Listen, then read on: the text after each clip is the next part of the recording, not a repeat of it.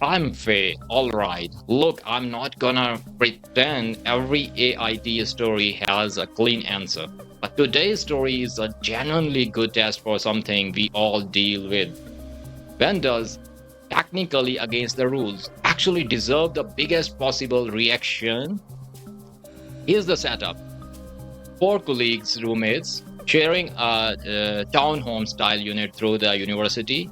Our narrators fine with two of them, a little distant with third one. We will call her Veronica.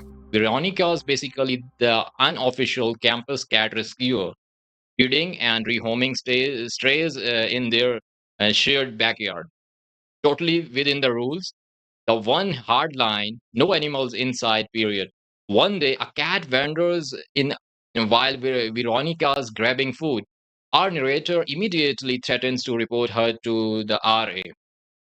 Unless she gets the cat out right now. Veronica apologizes, leaves, and hasn't spoken to her since. Now, two other roommates are calling this a massive overreaction. So, AITA, let's step into the details and unpack this together, looking at the exact words left behind by our narrator. I, 21 female, am currently in my junior years of college for the upperclassman. My university has a couple of options, one being a kind of duplex townhome type of situation. There's two bedrooms with a suite, bathrooms that house two students apiece, and that a common area with a full kitchen. It's a little more expensive, but it's better than living in the dorms and cheaper than living off campus. Anyway, I have three new roommates this year: Jen, Veronica, and Opal, all around my age or a little older.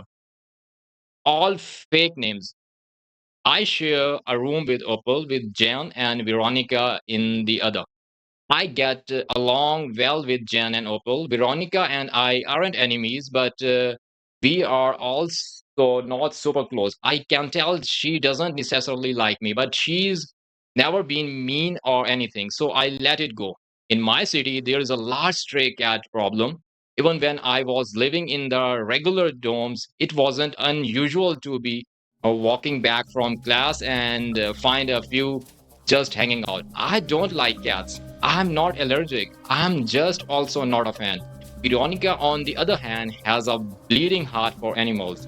She apparently has a reputation around campus for bringing the strays she can catch to local clinics that will spay and give vaccinations for free. She also tries to find no kill shelters or people willing to foster or adopt any cats that willingly come. We have a small yard behind our duplex, and I know she leaves food for them. This is annoying to me, but it's not against housing rules. The only thing housing doesn't allow is animals of any kind inside, unless it's a registered service animal. Until recently, Veronica didn't break the rules, so I bit my tongue.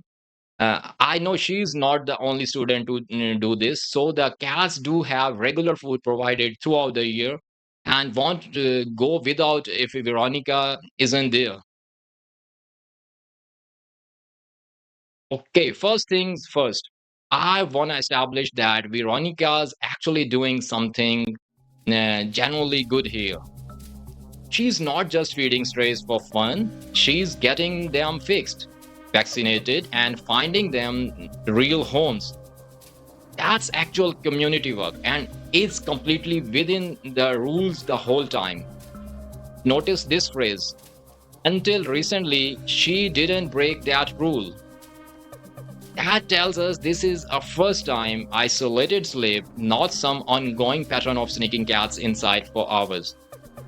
One cat, one time for what sounds like under a minute.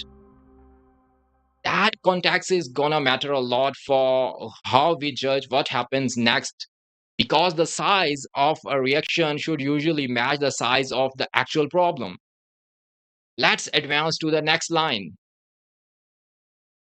Yesterday, I'm watching TV in the common area when Veronica walks in. She leaves the door open, and I remind her to close it.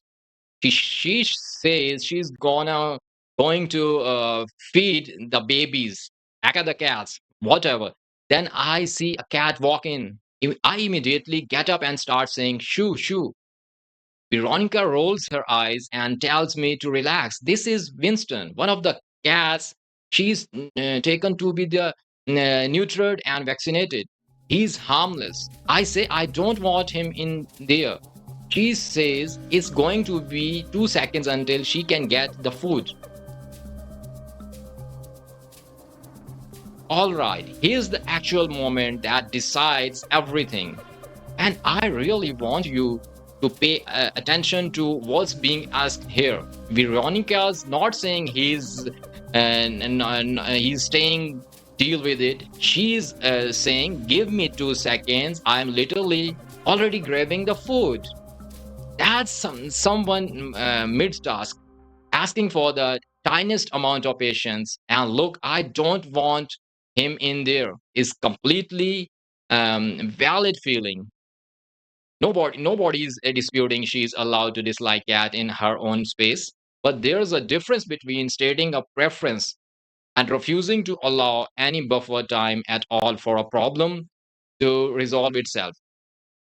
2 second isn't really a hill most reasonable people would consider worth going to war over. Let's follow the story forward. I tell her either she takes cat out or I'm calling the RA and reporting her for bringing a cat in here. She blinked a couple of times, muttered an apology, and went outside with Winston. Okay, this is the line that generally tips the whole situation. Going from "I don't want him in there" straight to "take out" or "I'm reporting you" skips about 5 completely reasonable steps in between. There is no "hey, seriously, get him out now." No raised voice first. It goes straight from mild annoyance to an official threat with a consequence that could actually affect Veronica's housing standing. And look at her actual reaction. She blinks, apologizes, leaves immediately. That's not the reaction of somebody who thinks they got unfairly punished for something reasonable. That's the reaction of somebody who got blindsided by how disproportionate the response was to what was actually happening. Let's look at the next part of the story. When she came back, she was thankfully alone and just went to her room. She hasn't spoken to me since. Jan and Opal have told me that I majorly overreacted to the situation. They say since Veronica wasn't trying to keep Winston there, it was just a couple of seconds until she got the food, etc. Here's the thing about the other two roommates weighing in. They are not biased toward Veronica. They watched the actual interaction happen in real time with zero emotional investment clouding it. And their red was this escalated way faster than the situation called for. When multiple neutral witnesses independently land off the same conclusion, that's usually worth taking seriously, not dismissing as everyone ganging up on you. And the silence afterward tells its own story too. Veronica's not slamming doors, being dramatic. She's just gone quiet. That's usually what happens after somebody feels like a small, common household friction turned into something disproportionately serious. And it changes how safe the relationship feels going forward. Let's follow this thread further. I said, it doesn't matter. They told me this is my problem and I need to be less stuck up. AITA here. I do want to push back a little on stuck up specifically because that feels like an unfair label for someone who just doesn't like cats and has preference about her own living space. That's that part's fine. Not liking cats is completely okay. Wanting them out of shared indoor space is completely okay too. But here's the actual distinction that answers this whole question. Disliking cats isn't the issue. How she handled on already being resolved moment is the issue. Get him out now, please. That firmly, we would have done the exact same job as the RA thread without turning a 10-second mishap into a week of silence fractured and a fractured roommate relationship. Oh, here's where I actually land. I think this one's a YTA. Yes, it's a YTA. And I know that might surprise some of you. Not because she doesn't like cats or wanted him out of the common area. Both totally fair. It's because the jump from I don't want him in there or take him out or I'm reporting you happened almost instantly with no real middle step over something that was already being resolved in seconds.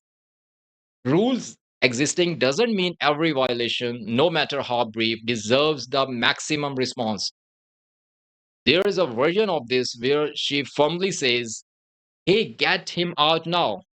Veronica does it just as fast, and nobody's sitting in silence a day later. Now, I genuinely want to know what you think. Do you think a broken rule is a broken rule, no matter how brief, and she was completely justified? Or was this response disproportionate to what actually happened? Drop your verdict below. NTA or YTA? If a small household rule ever turned into a much bigger fight than it needed to be, tell me about in the comments. Have a story? Share your experience privately via the Google form link in the description and in comments. Submissions are strictly anonymous and may inspire an upcoming episode. If you are into these breakdowns, go ahead and subscribe because I do this every week. Real situations, real psychology, no yelling, just common sense. See ya in the next one. If you found this video valuable and learned something new, do us a favor, like subscribe to TinyButWise and share it with your loved ones.